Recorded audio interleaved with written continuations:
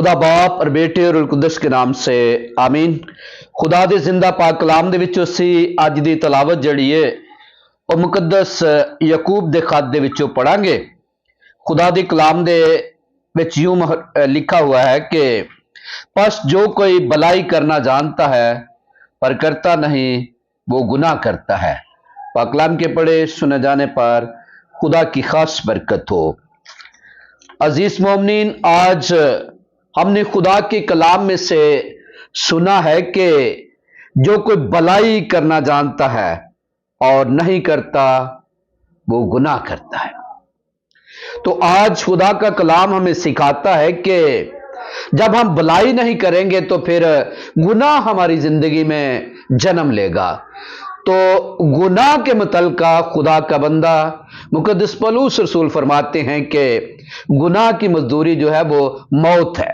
तो इसलिए आज हम गुनाह पर बात करते हैं कि गुनाह इंसान को कहां तक ले जाता है और ये कितना सख्त एक जहर है और इसका नतीजा क्या है, और इसके साथ साथ हम इससे अपने आप को कैसे बचा सकते हैं। तो खुदा का कलाम हमें सिखाता है कि शरीयत की मुखालफत जो है वो गुनाह है और इसके साथ साथ नेकी ना करना भी गुनाह है और तमाम बेदीनी गुनाह है, बेईमानी गुनाह है,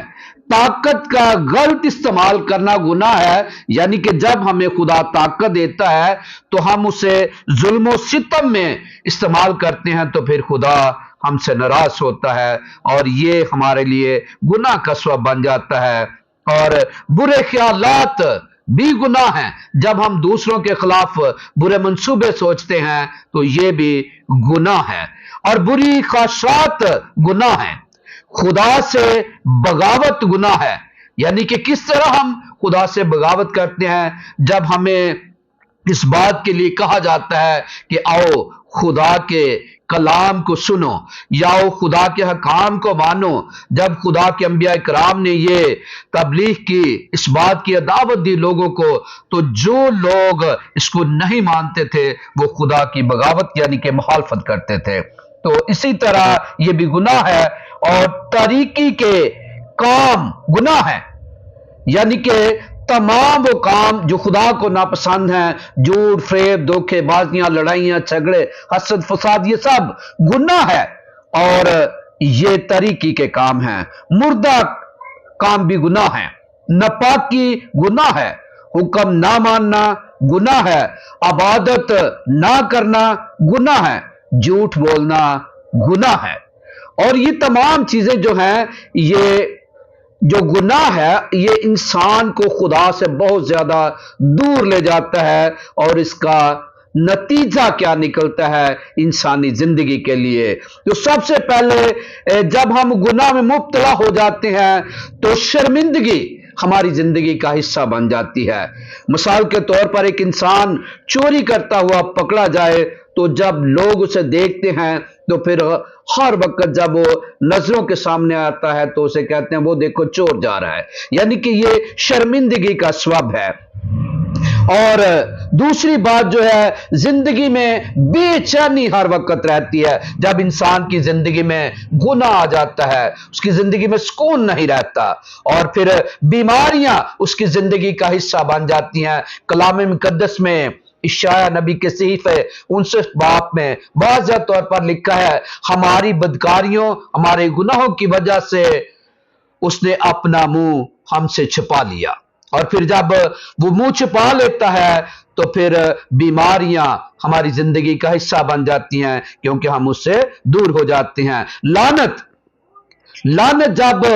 अदन में हम देखते हैं तो जब अबलीस ने हवा और आदम से गुनाह कराया तो खुदा ने उस पर लानत कर दी। और खुदा के कलाम में भी लिखा है कि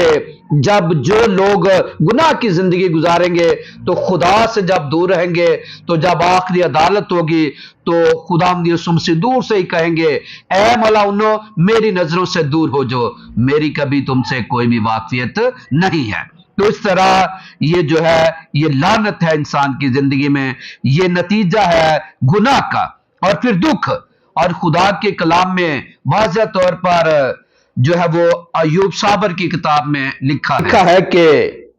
14 باب میں انسان جو عورت سے پیدا ہے دکھوں سے بھرا ہوا ہے، اور یہ بات سچ ہے، اور اس واسطے انسان کی زندگی میں پریشانیاں بھی جو ہیں یہ گناہ کا سبب ہیں، اور اس کے ساتھ ساتھ انسان کے لیے جب اس کی زندگی میں گناہ آ جاتا ہے تو اس کا نتیجہ آسمان بند ہو جاتا ہے، ہر وہ نعمت، ہر وہ برکت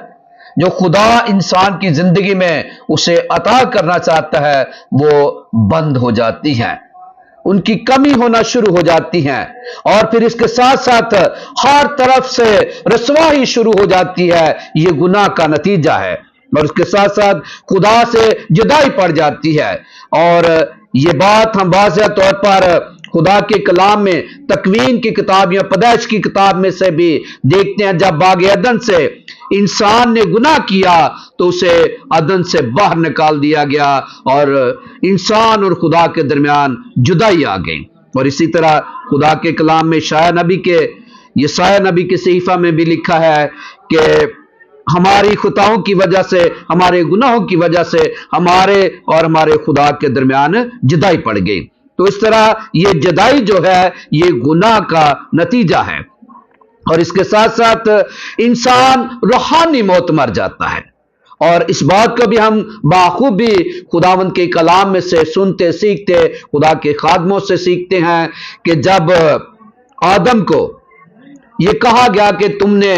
جو ہے وہ عدن میں جو درمیان میں پھل ہے وہ اس کو نہیں کھانا، تو جب اس نے کھا لیا تو پھر وہ مر گیا، لیکن جسمانی طور پر نہیں، روحانی طور پر مر گیا۔ تو اس لیے گناہ کا نتیجہ جو ہے یہ روحانی موت بھی ہے، اور اس کے ساتھ ساتھ انسان جو ہے وہ اندھا ہو جاتا ہے گناہ کی وجہ سے، اور پھر اس کے ساتھ ساتھ وہ اس کا نتیجہ گناہ کا انسان کے لیے نکلتا ہے کہ وہ شیطان کی غلامی شروع کر دیتا ہے، خدا سے دور چلا جاتا ہے، اور روحانی زندگی کا عمل ختم ہونا شروع ہو جاتا ہے، اور اس کے ساتھ ساتھ خوشی، اطمینان، سکون، یہ تمام چیزیں انسان کی زندگی سے ختم ہو جاتی ہیں، اور یہ سارا رزلٹ اور سارا نتیجہ جو ہے یہ گناہ کا ہے۔ لیکن اس گناہ سے بچنے کے لیے ہمیں خدا کے کلام کو، آج کی تلاوت کو جو ہے وہ فالو کرنا ہے، اس کو اپنی زندگی کا حصہ بنانا ہے۔ پس جو کوئی بھلائی کرنا جانتا ہے پر کرتا نہیں، گناہ کرتا ہے، تو اس لیے ہمیں بھلائی کرنی ہے تاکہ ہم اس گناہ سے اپنے آپ کو محفوظ رکھ سکیں، اور بھلائی کرنا، نیکی کرنا، اچھائی کرنا، خدا کے ساتھ لپٹے رہنا، بندگی اور عبادت کرنا، خدا کے حکام کو ماننا، سچائی کی زندگی گزارنا، اور خدا کا کلام پڑھنا، سننا، سنانا، سیکھنا، اس پر عمل کرنا،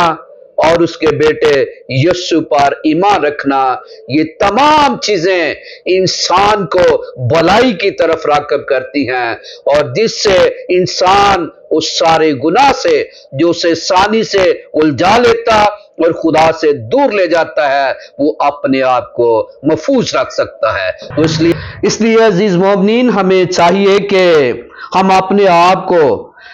کس طرح اس کلام کی بدولت جو ہے وہ گناہ سے سیف کر سکتے ہیں، گناہ سے محفوظ رکھ سکتے ہیں۔ تو آج ہمیں خدا کا بندہ مقدس پولس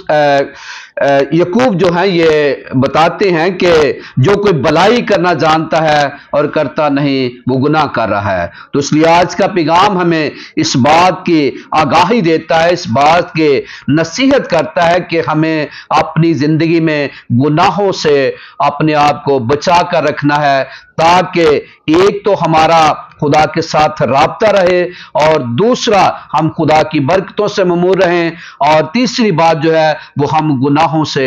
اپنے آپ کو بچا کر بیماریوں سے، پریشانیوں سے، دکھوں سے محفوظ رہ سکتے ہیں، پریشانیوں سے دور رہ سکتے ہیں۔ تو اس لیے ہمارے لیے یہ بہتر ہے کہ ہم زیادہ سے زیادہ بھلائی کرنے کی کوشش کریں، اور یہ ہم خدا کا کلام پڑھ کر، دوسروں کو سکھا کر، اور پھر اس پر خود بھی عمل کر کے، یہ ہم اس ایسی بات کو جو दूसरों के लिए फायदेमंद हो। जब हम उनको ये सिखाएंगे तो यकीनन